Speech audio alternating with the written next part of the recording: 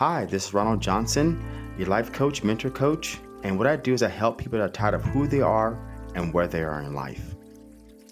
And this is Gloria, your life coach. I help those who are feeling stuck, struggling with difficulties such as self doubt, inner judgment, lack of confidence, life transitions, and taking steps forward. And welcome to Life's a Shuffle podcast. Now, you may wonder why it's called Life's a Shuffle. And the reason why we came up with this title is that life is really shuffling. It doesn't matter where you come from, your background, what age you are, you're shuffling multiple things in life. And the best thing to know in life is everybody faces your struggles and everybody faces what you're going through. But there's hope in learning something about that. So when our guests share their journey, the hope is you learn something in that journey so yourself can navigate the struggles you face, the low self-esteem, the self-confidence, and that's why we call podcast Life's a Shuffle. And throughout this podcast, we share our personal overcoming stories, as well as our guests who shares their personal journey in overcoming their personal struggles. Life's a Shuffle podcast is here to connect like-minded individuals. And thank you for listening to Life's a Shuffle podcast.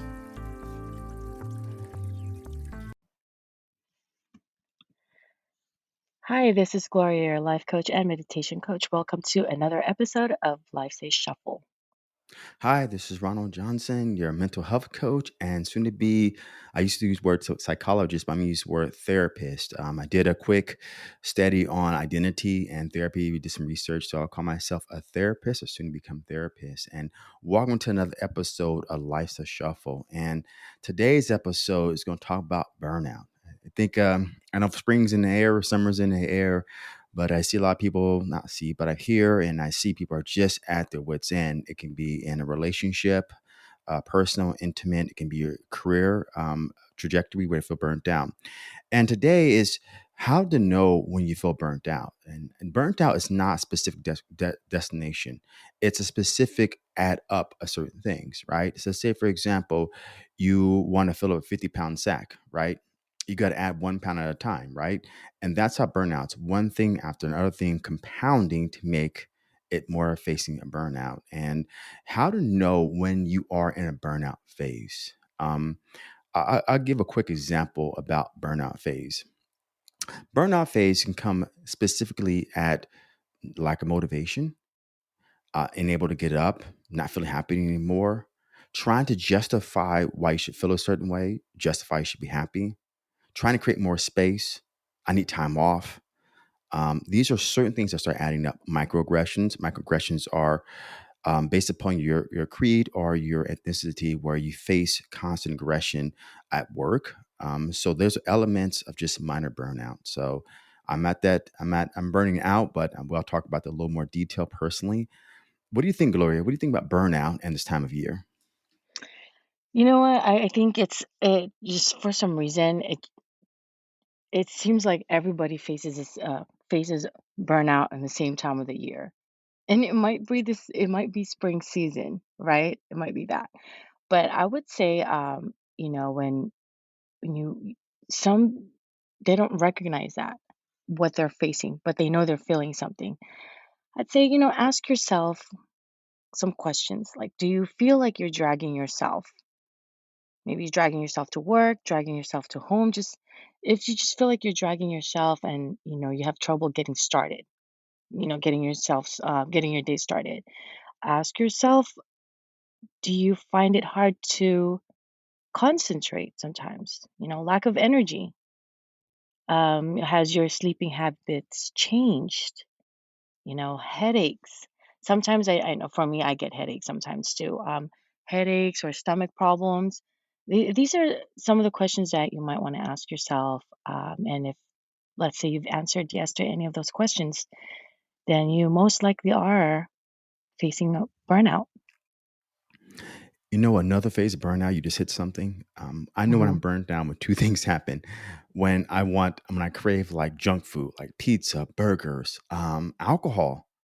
Like, have you ever noticed most people on the weekends want to have like a their happy hour, or they want to have my thing is whiskey, but they want to feel better, and it gives them a euphoric feeling. It can be a marijuana, it can be drugs too. That's a phase that you know you're facing. If you want to always disconnect from that feeling, that's how you know you're in it. If I'm always eating junk food on the weekend and I find myself drinking whiskey on a Friday or whiskey on a Saturday, or during a week I'm thinking about whiskey, then I know something should change. Now, during a week, I don't drink whiskey. However, on weekends, I may have one. I didn't have one so far this weekend, but that's when I'm facing burnout. Hmm. And like some people actually, when they're facing burnout, they can't keep food down. They feel nauseous. They're getting migraines. You know, they're always kind of seen on edge, hearts racing, hearts beating. And those are other signs. I mean, the list can go on and on because burnout is individually based. Yeah, it's that in that case when you start experiencing that in your body, that those are, I would say, the consequences of ignoring what you are facing. So if you're facing a burnout, let's say at a job, and you ignore that, so you continue to do what you're doing, but yet you're just not feeling it, then yeah, you will experience stress. You'll be fatigued, right? So not being able to sleep, high blood, oh my gosh, high blood pressure. That's that's a number one for me right now because my family has a lot of there's a history of high blood in my family, my mom's side of the family, and I know of a family member who's experienced that over job burnout at a young age. Alcohol is one that you said you crave. You crave whiskey. I think for me, when I start feeling something, I always tell myself like I want to take a nap. I want to take a nap. I need a nap. I always say that, and then there's certain junk foods that I crave for. Yeah, I crave a lot of junk food. I like to snack. One for sure is a donut.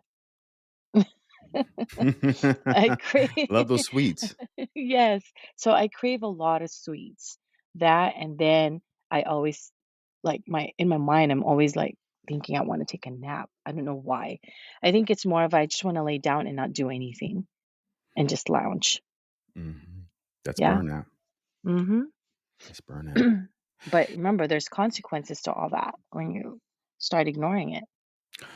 Oh, yeah. I call it the bells that get louder and louder. You know, burnout is people think I'm burnt out and they have reached a specific destination. That means they have reached maximum tolerance in what they can no longer tolerate. But it wasn't that destination. It was a small things, unrecognizable, misunderstood individually, right? We tell Mhm. ourselves we just got to keep going. We tell ourselves it'll get better.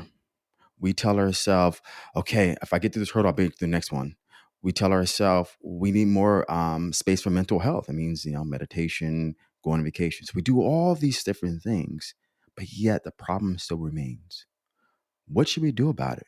Now, if you can, you create radical changes, right? Because if you're doing the same thing over and over again, it's going to be the same result. However, you can't just quit your career.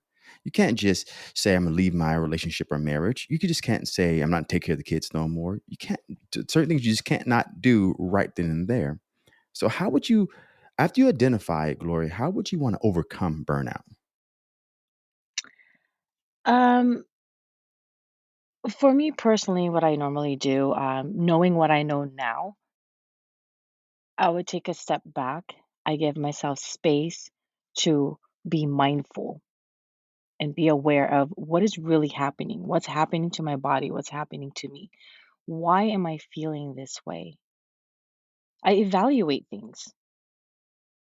Mm. And honestly, sometimes I find myself sitting in the back seat of the car, and I'm sitting there thinking. And when I'm thinking, I'm evaluating. I'm getting this headache. Why am I having this headache? I have a bad feeling in my stomach, and these are just some things that I do feel when I start to feel the burnout or I start to feel stress. That's when I know that I need a break. I need space from my day to day Ah, life, that's right? where it's found in your day-to-day life. Something has been Hmm. compounded in a silo. I call it silo. It's best description in your day-to-day life. It's really ironic. So when people are facing burnout, the first thing they say is, "Well, I need to meditate. I need to be mind. I need to practice mindfulness. I need to mental health. I need to go on walks. I need to go to hike." We do all these things. That's what kind of the reason I say those are like the norm. However, what if that doesn't work for you, or what if you want something different? See, when I'm facing burnout, it's because I've been going really hard, whatever it is, for 4 to 6 weeks. I think I told you before that I need time off. Like I need time to just connect. Because for me, I'm always on. I'm always on, always on, always on the schedule, always on, always on. 7 days a week is something I have to do. So I need that product. I need to disconnect. I definitely wake every morning, practice gratitude. I go to bed. I go to bed and I say my affirmations, which are: I love myself. I'm satisfied. I'm happy. I'm where I should be, and trust the process. Those are my affirmations. So I do all that. I breathe. I do all that. But something that I really crave is just disconnecting. Period. Just unplugging out the wall, and that's the best description. That doesn't mean I have to go on vacation. I don't. I'm a cool with a staycation because remember, my burnout phase is where I'm always on, always got to show up. And now I'm realizing that's what I need. So I need that 3 to 4 days off. I need that week off to just recoup myself so I can recharge, right? And Mhm. it's important to when we're going through these phases, we got to recognize exactly what we need.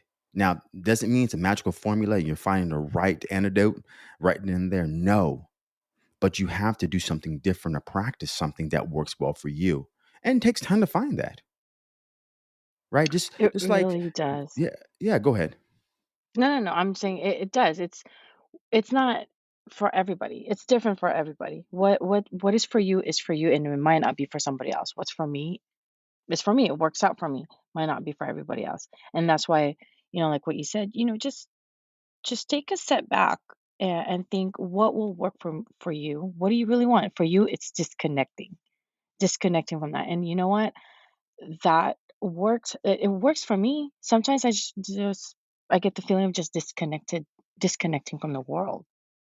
I don't wanna have to do anything with anybody. I just wanna be left alone. That's for me is disconnecting from everybody and from the whole world. It's over exaggerated, yes, but sometimes, I like to be over exaggerating, makes me feel good. But that's that. And it could be like I said, it could just be the whole weekend. And that's why we have if you work Mondays through Friday, you have that weekend to disconnect and then recharge and you use it. Use those 2 days that you have to disconnect from everything that you do. Not enough. It might not be enough for everyone, might not be, but it might be just enough for somebody else. Because remember, not everybody faces the same thing every day. No, and that's why I said not enough. I had to throw that in because 2 days not enough. Because when I'm Well, doing the weekend's weekend, always short.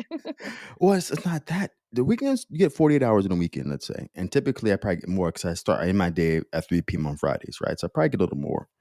However, my weekends are spent in my hobby, which I enjoy, which are aquariums, and I'm doing aquarium shooting and footage and fish tank stuff on my YouTube channel. But I'm still on. Like I got to take care of these animals and these creatures. I'm still on, and that's why I said a little more. I wish that we all can have that 4 on and 3 off. I think we talk about that. I need like 4 days on because Friday I can just Yeah. vegetate. Saturday I do laundry and fish tank stuff, and Sunday I rest. Right? Because even God rest on Mhm. Sunday. Let's say, Mhm. but that's what we need to do is identify what works best for us and not be overwhelmed by the fact we don't think we can control anything. There's something that I tell my clients is, it's a yes and a no.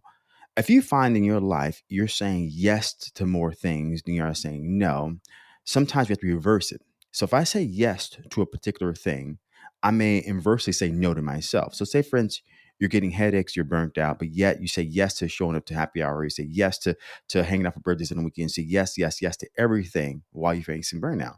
What you're technically doing is you're saying no to yourself. So you have to evaluate how many times I say yes to something even though I'm facing this phase of burnout. I need to start maybe saying no to that so I can say yes to myself. You can do that in anything.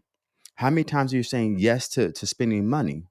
and say no to have more money bank account. Well, I need to say no to spending money so I have more money in my bank account, right? You can play it around anything, but cause you to face a cognitive switch of yes and a no. Now, that is kind of black and white and absolute. However, it may work, right? Trying something new does not mean that it doesn't work. Try something new. And that's where you got to play those games with your mind almost, because we tell ourselves we have to show up, we have to show up, we have to do this, we have to. And how many times a day do we say, I have to, or I should, or I must? In the coaching industry, I do face a lot of minorities, especially African American or Black, where there's an idea that I have to be idea. I'm the only one, right? And I have to be and perform harder than anybody else. And it doesn't matter what minority group you are. I'm just using the idea African American and Black.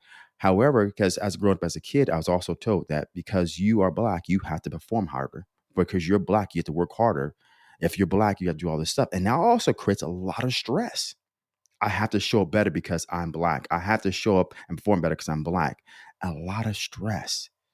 And it's important to recognize, okay, well, is that really true? Do I have to show up this way? Can I do something different? Because these are systematic and social approaches that we get passed down generations. Like say you're Filipino, and in the Filipino culture, it's light skin is pretty, right? So you got to make sure don't stay in the sun, don't get your vitamin D, stay at, do all this stuff, right? Those could be systematic approaches. That could also be I should or I have to. And how well is that helping you? Well said. I know I preach to the choir there. I don't know. I know I preach for that one. And it's Sunday, you're preaching. Amen. Amen. Hey, And it's Mother's Day too. Happy Mother's Day, by the way, to you and all Oh, the mothers out there. Happy Mother's Day, and yeah. thank Happy you for Mother's all your Day. support. And you know, being a mother is difficult. I identify as a male, and obviously I don't have kids, but I do have kids, but I don't have kids. Like I don't carry kids, and being a mother and carrying children is a rough job. If you really think about it, a man just needs to ejaculate one time inside the woman. The woman gets pregnant. She has to carry around baby for 9 months and go through all hormonal Mhm. changes. So I appreciate all the mothers out there and what they go through, and even those that maybe adopted a kid or maybe foster a child. You are mothers too because you're giving back to some another human being. And what I noticed, a lot of mothers, they tend to always get back to their child until they hit their mid 40s, when the child's off to college or graduated high school and kind of grown, and they're like, "What do I do next?" But that's a different story. But again, thank you for all the mothers out there, and I appreciate you guys' hard work, dedication. Being a career woman and a mother is hard. And by the way, I don't like to be political on podcasts, but that new abortion law, I disagree with that 100%. And that's how I'll leave it. I think autonomy and self autonomy for your own body should always be the key. I have no idea why the government's getting involved in a person's body. We're in debt. Homeless, social unrest, inequality is more important than what you do with your individual body. That's up to you. But let's go back to burnout. Yeah, burnout. So, speaking of mothers, Mother's Day, there's a lot of mothers out there who faces burnout, a lot. And, you know, as a mom, I think I know I do face burnout, but I think through the years I've managed and learned to navigate through that. And like I said, knowing what I know now, I'm able to recognize it. And I think, the first step to what can you do, right? The first step would be recognizing that you have burnout. That's usually the first step. And sometimes that first step is the hardest because then you're in denial. Because then, like what you said, this is what I should do, this is what I should be doing. It's all this should, would, right? Could. Or could, yeah. And it's If only. always yeah, that too. I wish. Right. What Let's else? somebody else Yeah. is doing it. Well, if they can do it, I can do it. If I Right, can if exactly they that can't do one. if I can do it, why can't they do it? Yeah. Yeah, no, it's true. So that's the hardest step is always that first step is recognizing that. And once you recognize that, then you care for yourself. You care for your mental health. This really affects your mental health. If the gas tank is empty, Boy, it's not functioning well anymore. You need to refill that gas. And what do you do to refill the tank? I mean, not the gas. What do you do to refill the tank? Yeah, what do you do to refill the tank, mother? So your mom, what do you do to refill your tank? Um, there's a few things that I do to refill the tank. I practice a lot of mindfulness. I meditate. I have outlets. I have different outlets that I go my go-tos of what it is. Clear my mind, re refill or re-energize, a lot of the times is I really now when we speaking of self-care, I really put that as my one of my priorities when I start to feel I need some care for myself. And what is care for me? What is self-care for me? What do I like to do to Yeah, take what do you care like to of do? myself? I stay away from everybody. So, You well, that's shut one, down. right? I shut down. I really, really shut down. And when you talk about disconnect, I do disconnect. I disconnect from everything. And honestly, I disconnect from the computer. I do not, I could have a whole weekend of not turning on the computer. Although, yes, I still have the phone to check the emails, to check whatever. I can look at it and check the emails, but I don't do anything about it. I just look at it, and then I watch TV. I go through, my favorite shows. I binge watch, 90 Days Fiancé, uh, Desperate Housewives of whatever city it is. The things that interest me sometimes and that relaxes me. So I find things that will relax me. I go to the gym and I exercise. That's one of the things that I think I would say is another outlet. So you practice mindfulness, you exercise, just establish a daily routine Mm, and have boundaries. yes, that's one thing, boundaries. And stay and make sure you're steadfast. Because if you're constantly giving out to everything in life, right? Showing up to your job or to a relationship, showing up to your kids, showing up to meetings, showing up to whatever it is. Well, if you're also constantly giving out, right? What do you do to get Mhm. back into yourself? And for you as a mother, Gloria, so what do you do as a mother with kids and a family? How do you outside of meditation? Because some people I just can't meditate. My kids are just too loud. I got 10 kids. What is like some tips that you tell your mommy friends to do when they're kind of in a rush? Drop the kids off, pick the kids up, soccer practice, baseball practice, football practice, career and everything. What do you tell your mommy friends? When you find time for yourself, and there is time for yourself, I don't care what people say. I've had people tell me that I don't have time. I don't have any time at all. I'm constantly doing this, doing that 24/7. Yes, you do have time. You will find time. You just think about it. There is always something for you to do. There's always some time for you, for yourself. Okay. So that would be it right there is find that time. What do you like to do? Let's say after you drop off the kids to their activities, after you drop them off to school, if you have just like an hour, 30 minutes for yourself, what do you do? What do you like to do? Once you have that, do it. If you want to take a nap, take a nap. Don't it's not our minds, mothers, their minds are constantly moving. After I drop off the kids, I got to do this. Oh, after I pick them up, then I got to drop them off to their activities. Um, as my kids have gotten older, I've became more where if there is a gap in between time, like between, let's say, their activities or, before I pick them up, I really use that time for myself. And I could just be sitting in the car waiting. While I'm waiting, I'm just relaxing. Sometimes I'm sitting there with the windows down and just staring outside. That for me is being mindful, and that time is for myself. Quiet. So what I get It's what you call disconnecting, right? disconnect. Sometimes I like to take naps, but when I find myself taking a lot of naps, that's because I know I'm burnt out. I know I'm tired. My mind and body's tired. Um, but It's just a constant, always on the go, go, go, go. We don't realize that, you're not taking care of yourself anymore. You're so busy taking care of other people, but what about yourself? Mm. And that's why you have to start setting some kind of boundaries, because God forbid anything happens to you and you become unhealthy. How are you going to take care of them? Like, I tell myself that I don't want to get injured. I don't want to get sick. How am I going to take care of my kids if I get sick?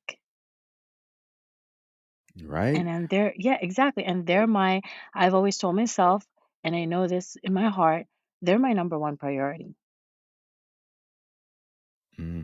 They are. So what I'm gathering is this: for women that are mommies, mommy friends, and anybody, you got to set boundaries. So that's another way to evaluate what phase you are is what boundaries do I have? And if I have these boundaries, are they being set?